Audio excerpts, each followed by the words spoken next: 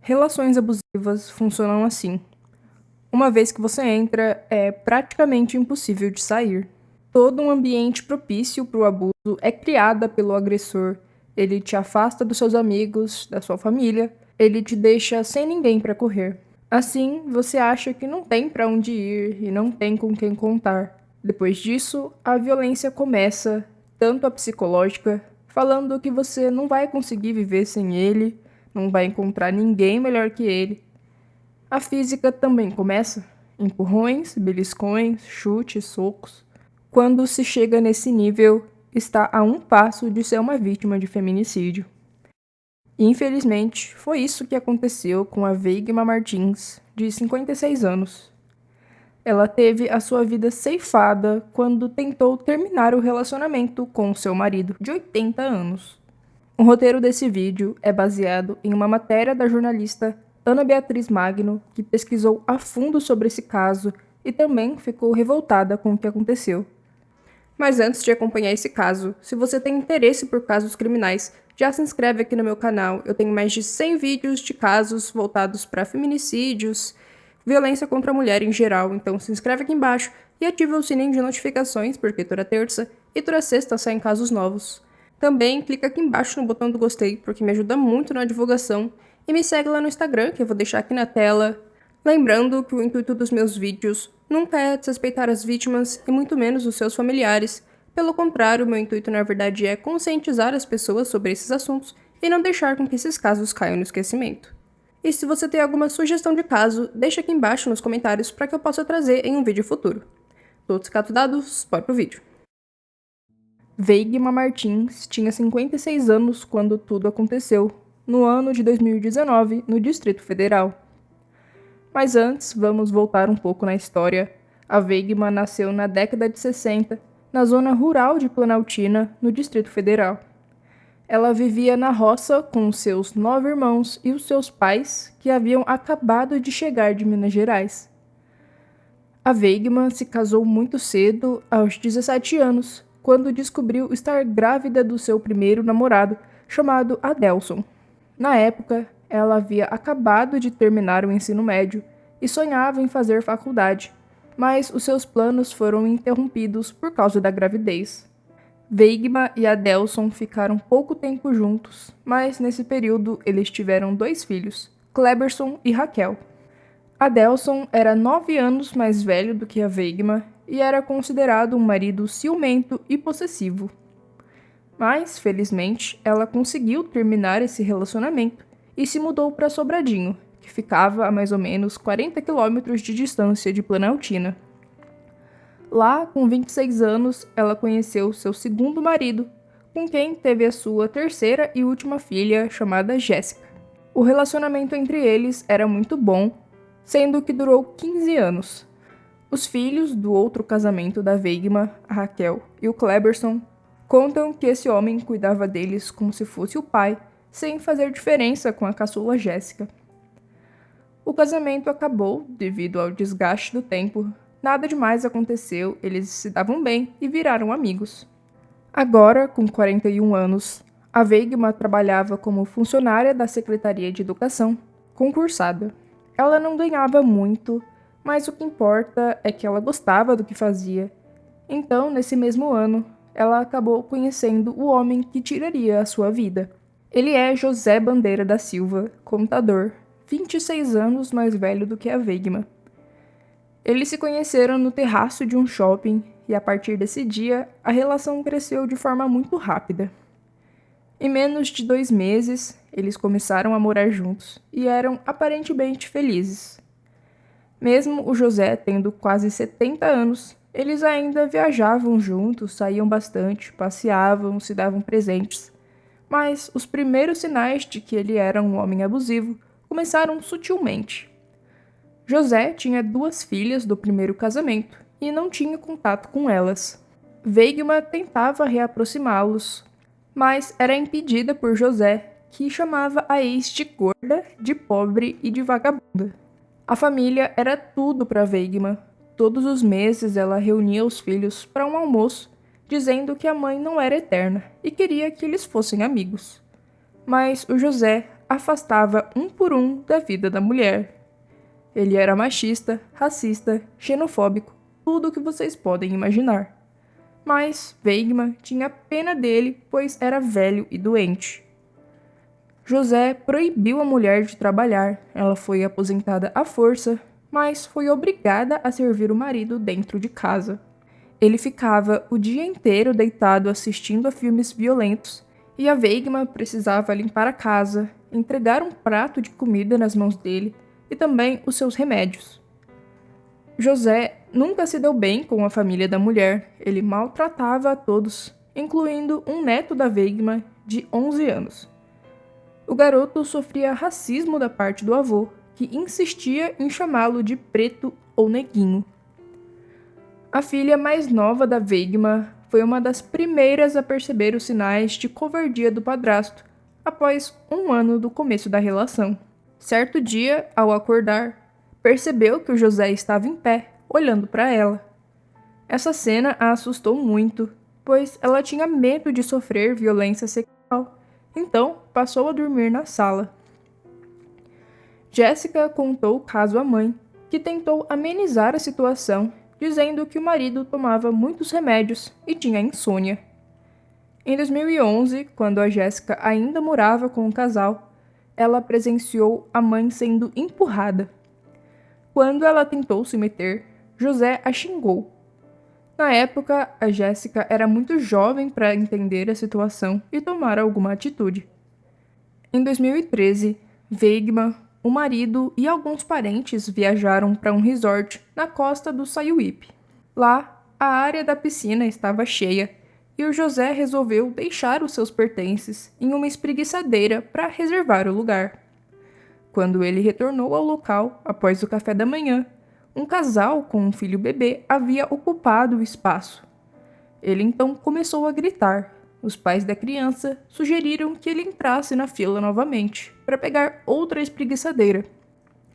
Mas o José respondeu: "Não sou homem de entrar em fila", grosseiramente. Em seguida, ele chutou longe a piscininha inflável do bebê. Todo mundo do resort olhou. A Weigmann se sentiu muito envergonhada e pediu desculpas a todos. Já em 2014, em uma outra viagem, dessa vez para Lisboa, ela, o marido e outros amigos foram jantar, e o José xingou a mulher, mandando-a ficar calada. Um amigo dele reagiu, gritou de volta, não aceitou vê-la sendo humilhada.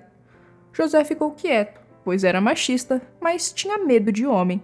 Mais tarde, a esposa desse conhecido perguntou para Weigmann se valia a pena aguentar tudo aquilo, mas ela permaneceu em silêncio. Já em 2015, um fato muito estranho aconteceu. José presenteou a esposa com uma faca pirogravada com cristais incrustados. Esse presente era muito estranho, pois ela não gostava de armas. Em 2016, a Weigmann foi humilhada de muitas formas. Na frente dos amigos, José a xingava de todos os nomes. Para uma amiga, ela desabafou e começou a chorar. Em 2017, as filhas começaram a perceber manchas roxas no corpo da mãe. Quando elas a pressionavam, sugerindo inclusive o divórcio, ela chorava. Dizia ter pena do marido, justificava que ele era velho e iria morrer se ficasse sozinho. José tinha muitos ciúmes da esposa. Não deixava ela sair de casa, trabalhar ou ver a família. Em uma certa vez, a Weigmann combinou de sair com os filhos, e na madrugada do dia anterior, José levantou e furou todos os pneus do carro dela.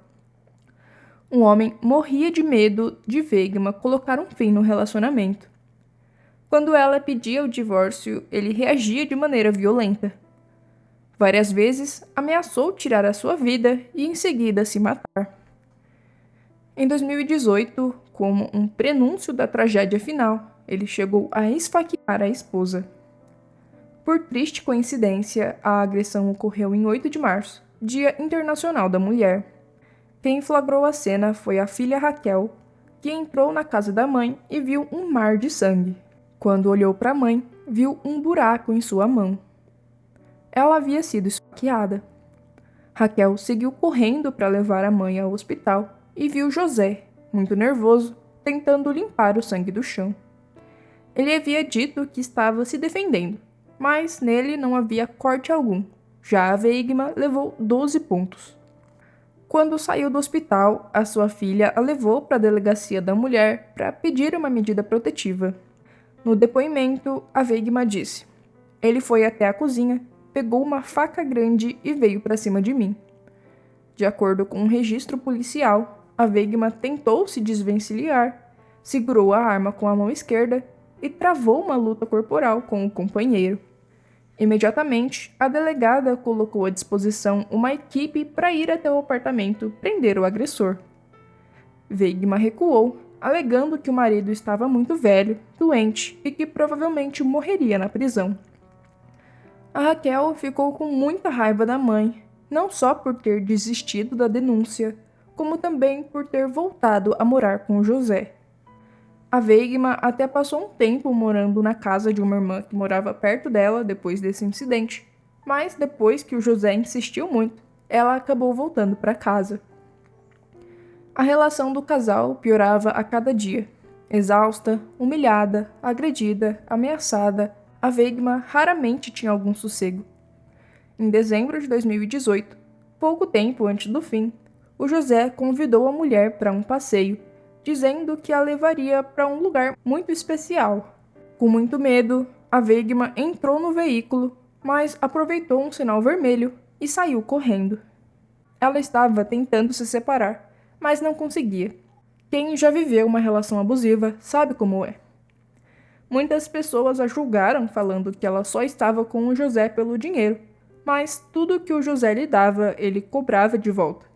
As roupas e os acessórios que ele lhe deu, a Weigmann pagou com a aposentadoria. A vida dela estava nas mãos do marido. Todos os familiares e amigos sabiam que a relação dela era uma granada, mas ninguém conseguiu ajudá-la. Quando se está submerso em uma relação assim, é quase impossível sair, e no caso da Weigmann não teve esse quase. Os últimos dias da sua vida foram um completo terror. José, com 80 anos, não dormia. Ele ficava acordado a noite inteira vigiando a esposa, para ela não fugir de casa e o deixar. Até que no dia 29 de janeiro de 2019, a Weigmann estava exausta. Às 6h44 da tarde, ela mandou uma mensagem para a filha, dizendo que ia pedir para o médico do marido aumentar a dose dos tranquilizantes dele. Quem sabe assim, ele a deixaria em paz. A filha respondeu, a mãe viu, mas nunca mais respondeu. A última vez que ela esteve online foi 10h23 da noite. Nesse dia, José, tomado pelo ódio, golpeou o corpo da esposa utilizando uma peixeira. Ele perfurou o seu tórax e peito, mas antes disso, a Weigmann lutou muito pela vida. Ela tentou tirar a faca das mãos dele, mas não conseguiu, pois mesmo com 80 anos, José guardava os traços e a força de quando praticava uma luta marcial. Weigmann foi golpeada e caiu, se rastejando até a parede. Lá, ela bateu no chão, na parede, gritou por socorro, mas foi em vão. Ela não resistiu. Uma vizinha ouviu os gritos, mas pensou que não fosse nada e voltou a dormir, pois era de madrugada. Depois de tirar a vida da mulher, José seguiu com seu plano maligno, frio e calculista. Ele enrolou o corpo da Weigmann em roupas e lençóis e depois ateou fogo, pois queria simular um incêndio acidental. Felizmente, houve um karma praticamente instantâneo. Quando o fogo aumentou, José saiu de perto, acabou tropeçando, caiu e bateu a cabeça. Ele desmaiou e, por conta da fumaça, morreu asfixiado. Devido ao fogo, os bombeiros chegaram por volta de 3h30 da madrugada e encontraram José ainda vivo. Ele estava com a arma do crime ao lado, a peixeira. Ainda respirava, mas acabou não resistindo. Os bombeiros, vendo que aquilo era possivelmente uma cena de crime, chamaram a polícia, que começou a investigar o caso. A princípio, eles pensaram que o José havia tirado a própria vida, mas depois que uma perícia foi realizada, eles perceberam que havia uma pancada em sua cabeça, como se ele tivesse batido, e essa lesão era compatível com uma queda da própria altura. Ou seja, a natureza cuidou dele, ele caiu, bateu a cabeça e morreu. A perícia foi um pouco difícil, pois o fogo havia queimado tudo. O corpo, as roupas, as joias, tudo. Mas, com um scanner de alta tecnologia, eles conseguiram ver rastros de sangue das facadas, provando que aquilo foi um assassinato. Às 6:30 da manhã, os parentes foram avisados sobre o que havia acontecido. Antes mesmo das investigações, a família já tinha certeza de que o José havia tirado a vida de Weigmann. O enterro aconteceu no dia seguinte, dia 1º de fevereiro, no cemitério de Planaltina. Mais de 100 pessoas compareceram, mas em decorrência do estado do corpo, que foi carbonizado, não houve velório, apenas o sepultamento. Os filhos da Weigmann estavam abalados e se emocionaram com o discurso de uma pastora, que falou sobre a conscientização da violência contra a mulher. Aquele neto da Weigmann, de 11 anos, está passando por tratamento para superar o trauma. Para ele, Weigmann era a melhor avó do mundo. Ela deixa 3 filhos e 5 netos. E essas são as últimas notícias que temos do caso. Weigmann Martins foi mais uma vítima de feminicídio que aconteceu aqui no Brasil.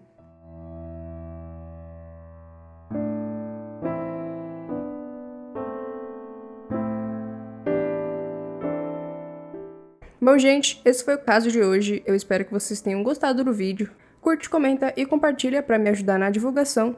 Não esquece de me seguir lá no Instagram, que vai estar aparecendo aqui na tela. Até o próximo vídeo. Beijos!